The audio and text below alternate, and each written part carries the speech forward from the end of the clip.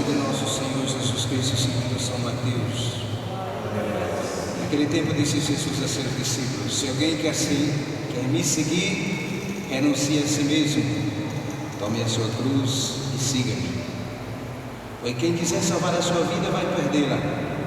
Quem perder a sua vida por causa de mim vai encontrá-la. De fato, que adianta ao homem ganhar o mundo inteiro, mas se perder a sua vida, que poderá alguém dar em troca da sua vida? Porque o Filho do Homem virá na glória do seu Pai com os seus anjos, e então retribuirá cada um de acordo com a sua conduta. Em verdade vos digo, alguns daqueles que aqui estão não morrerão antes de verem o Filho do Homem vindo com o seu reino. Palavra da salvação. Glória a vós. Quem quiser ser meu discípulo, me seguir, renuncie a si mesmo, tome a sua cruz e siga-me. Renunciar-se a si mesmo é a primeira condição para ser discípulo de Jesus. Por que Jesus manda renunciar a si mesmo?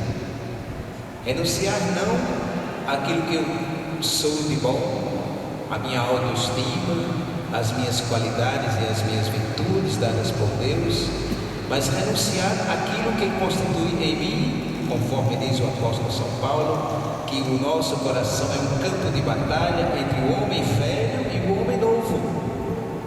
O homem velho é tudo aquilo que é carnal, que é pecaminoso, que nos afasta do Evangelho de Jesus.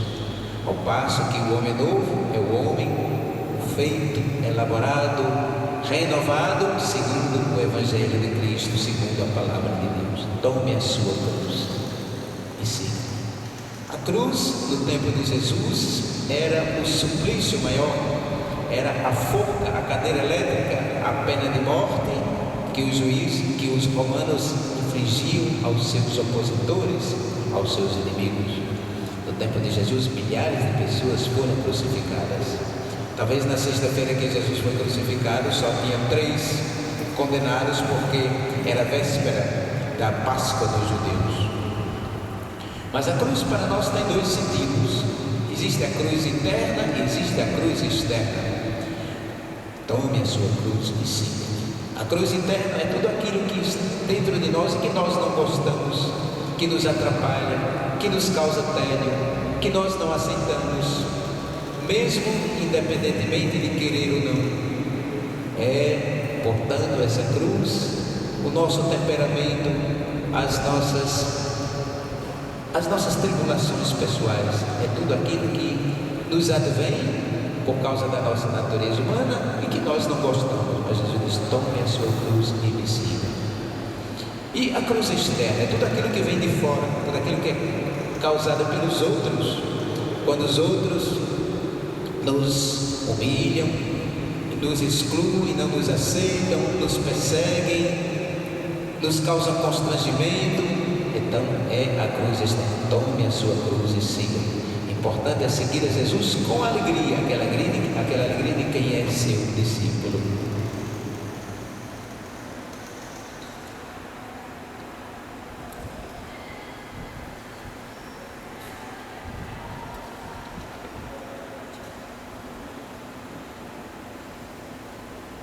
A pedido do capelão do santuário, pretendo apresentar como homilias o tema da espiritualidade do Sagrado Coração de Jesus.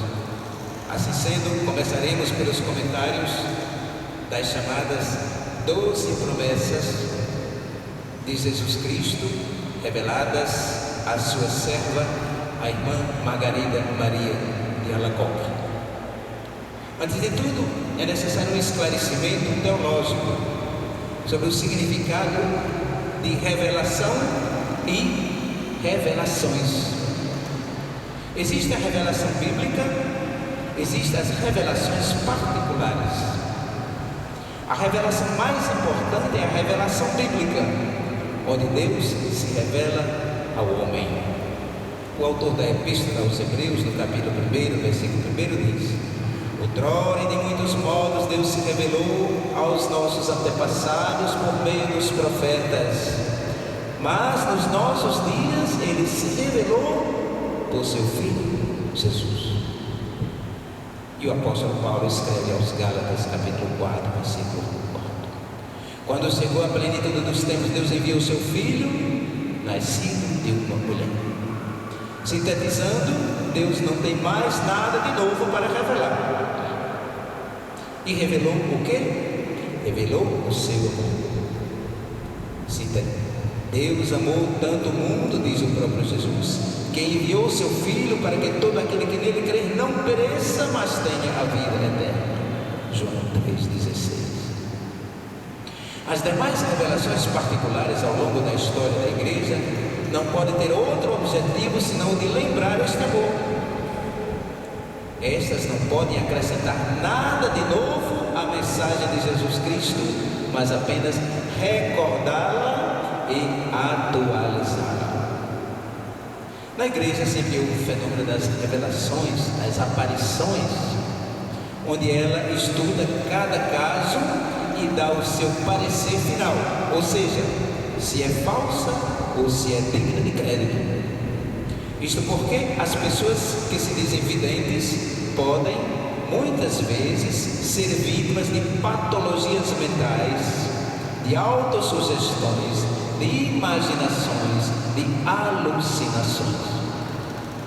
Assim é que a igreja considerou dignas de crédito algumas aparições, por exemplo, Guadalupe, Nossa Senhora de Guadalupe, no México, no século XIII, La Salette, na França, Lourdes, na França, Fátima, em Portugal, e Paray-le-Monial, na França, ou seja, esta de Santa Margarida Maria.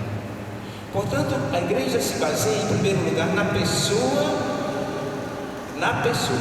em questão, isto é, na sua vida cristã e na sua sanidade mental.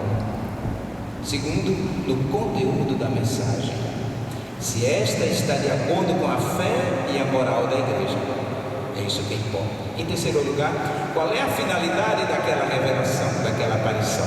Isto é, se leva a uma verdadeira vida cristã na obediência ao Evangelho de Jesus e da igreja, ou se leva ao pavor, ao medo, a profecias apocalípticas.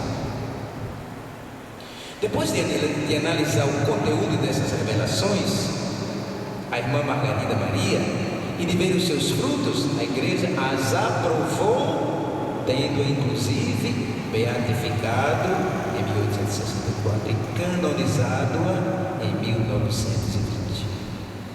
Margarida Maria de Aragão, que nasceu na França em 1647 e morreu 43 anos depois apenas, em 1690. Aos 23 anos ela entrou no convento da Ordem das Visitandinas.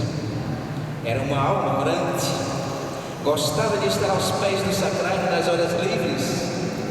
Entre 1673 e 1675 tivesse três grandes revelações de Nosso Senhor. Nestas, Nosso Senhor se queixa do seu amor não correspondido. Pede que a igreja lhe dedique uma festa litúrgica, o que mais tarde aconteceu, a festa do Sagrado Coração de Jesus. Mostrou-lhe o coração ferido em chamas, rodeado de espinhos, dizendo-lhe: teu coração está inflamado de amor pelos homens, desejo difundi-las, as chamas de amor, por teu intermédio. Na segunda aparição, a 16 de julho de 1673, ele faz a grande promessa, que será a 12ª promessa das nuvens.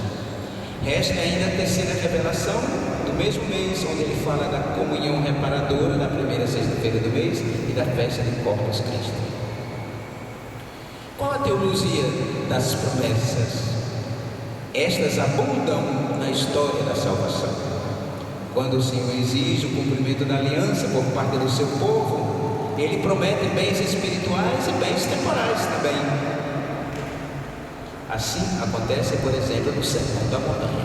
Bem-aventurados que sois, porque serão considerados. Depois de cada bem-aventurado vem uma promessa de uma coisa boa, seja no nível espiritual, seja no nível temporal.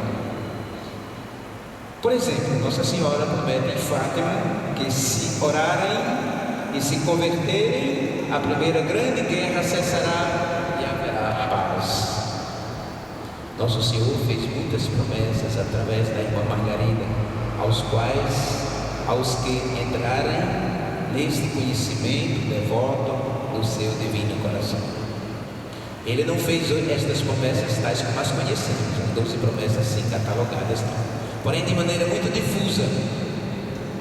Mas todas elas podem ser encontradas não só nos escritos da irmã Margarida, mas também em suas cartas. As cartas à sua superiora e as cartas aos seus 3 diretores espirituais jesuítas, inclusive São Cláudio de la Colombière, canonizado pelo Papa João Paulo II.